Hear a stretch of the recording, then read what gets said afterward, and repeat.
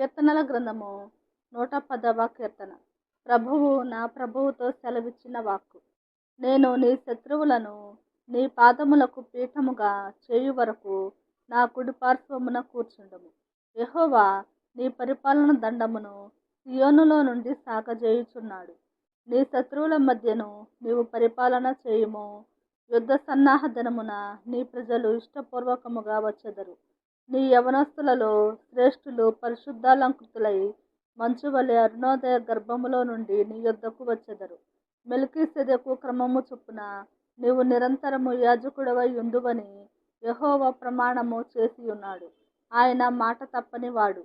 ప్రభువు నీ కుడిపార్శ్వమందుండి తన కోపదినమున రాజులను నలుగగొట్టును. అన్యజనులకు ఆయన తీర్పు తీర్చును. దేశము శవములతో నిండియుండును. విశాల దేశము మీది ప్రధానుని ఆయన నలగగొట్టును. మార్గమున ఏటి నీళ్లు పానము చేసి ఆయన తల ఎత్తును.